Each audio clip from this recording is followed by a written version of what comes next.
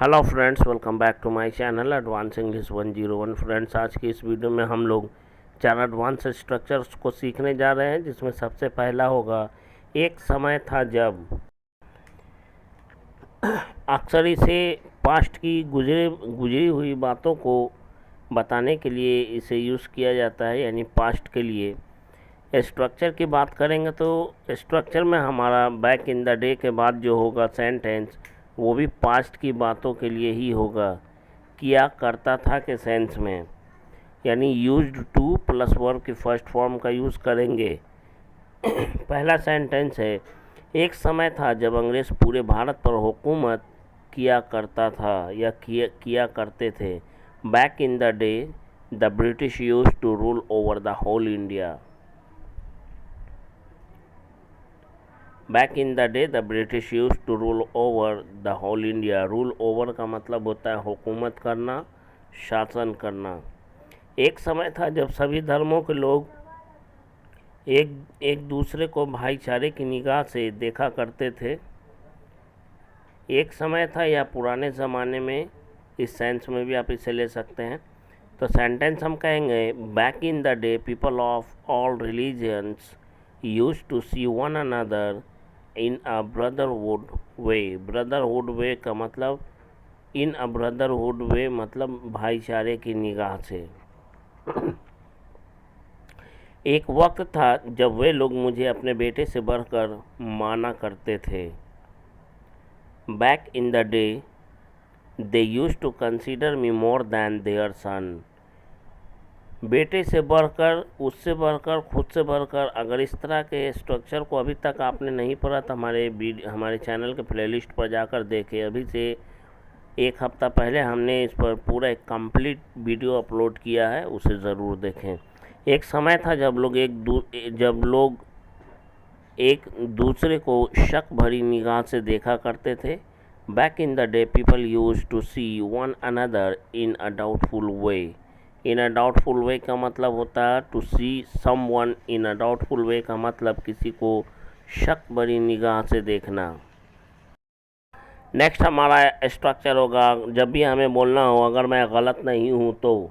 इस सेंस में अगर बोलना हो कभी भी आपको इस तरह का सेंटेंस, तो आप लोग कहेंगे if I am not mistaken.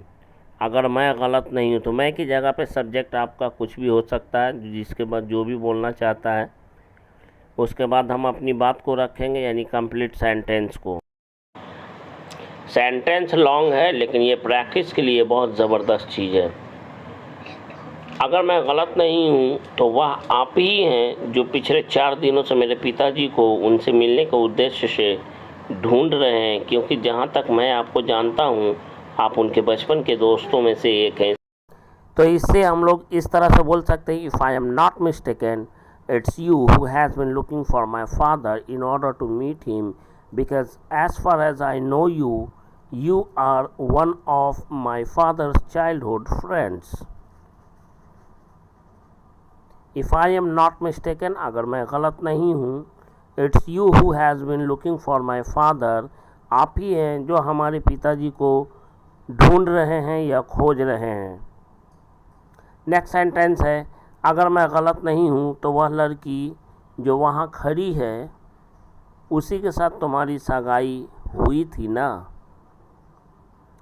तो इसे बोलने के लिए हम लोग कहेंगे, if I am not mistaken that girl who is standing there is the same girl with whom you were engaged, right?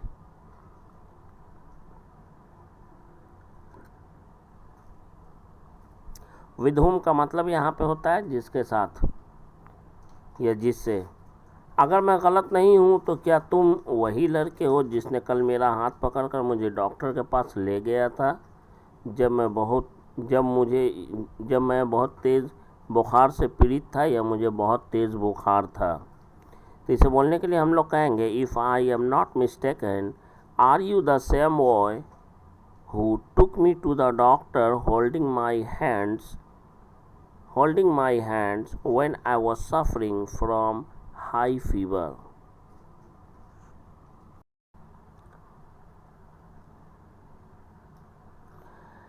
ये स्ट्रक्चर बहुत इम्पॉर्टेंट है। का बहाना करना, का दावा करना या का अफसोस करना या का बहाना किया, दावा किया या का अफसोस किया किसी भी बात का, उसके लिए स्ट्रक्चर है। हम एक साथ ही अभी बताते हैं, उसके बाद सेंटेंस अलग अलग। सब्जेक्ट प्लस प्रिटेंड या प्रिटेंड्स, प्रेजेंट के लिए, पास्ट के लिए प्रिटेंडेड। उसके बाद टू हैव प्लस वर्ब की थर्ड फॉर्म का यूज़ करेंगे। और दावा करने की बात अगर हम करेंगे तो सब्जेक्ट के बाद क्लेम, क्लेम्स, प्रेजेंट के लिए, पास्ट के लिए क्लेम्ड, क्लेम्ड। उसके बाद टू हैव प्लस वर्ब की थर्ड फॉर्म का यूज़ करेंगे। उसी तरह से अफसोस करना के सेंस में जब बोलना होगा तो प्रेजेंट के लिए रिग्रेट और regrets according to subject use करेंगे, और पास्ट के लिए रिग्रेटेड। उसके बाद टू हैव प्लस वर्ब की थर्ड फॉर्म का यूज़ करेंगे। जैसे कि पहला सेंटेंस है, वह सोने का बहाना करता है या वह सो गया है, ऐसा वह बहाना करता है। इसे बोलने के लिए हम लोग कहेंगे he pretends to have slept. He pretends to have slept. To have plus verb की थर्ड फॉर्म यहाँ पे फिक्स्ड, एकदम फिक्स्ड स्ट्रक्चर है। प्रिटेंड और प्रिटेंड्स प्रेजेंट के लिए होगा और प्रिटेंडेड पास्ट के लिए होगा। सिर्फ प्रिटेंड ही अकॉर्डिंग टू टेंस चेंजेबल होगा। उसने बीमार पड़ने का बहाना किया या उसने ऐसा बहाना किया जैसे कि वह बीमार पड़ा हो। ही प्रिटेंडेड, मैंने क्या बोला था, प्रिटेंड ही चेंजेबल है। He pretended to have fallen sick. To have plus verb की थर्ड फॉर्म ध्यान रखेंगे बिल्कुल फिक्स है, वो हिलने वाला नहीं है। लेकिन दूसरे स्ट्रक्चर की बात करें तो ये चेंज हो जाएगा। He pretended that he had fallen sick.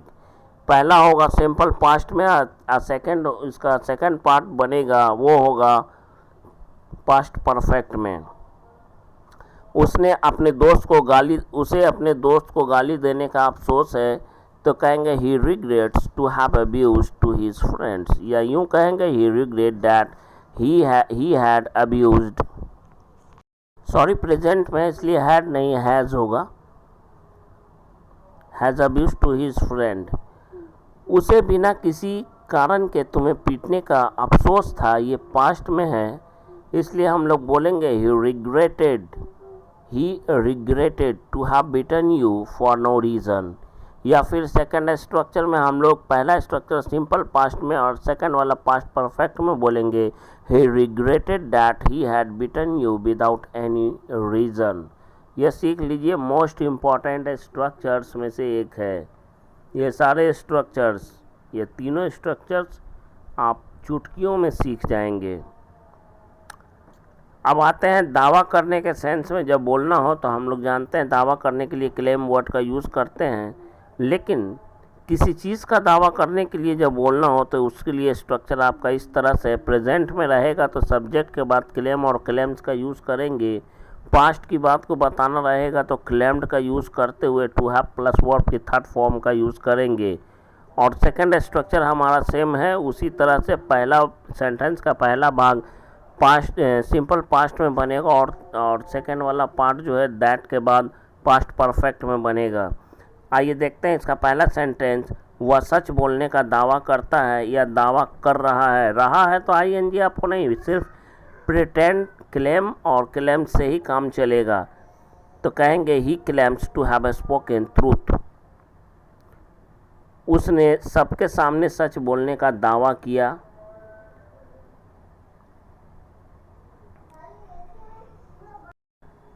He claimed to have spoken truth.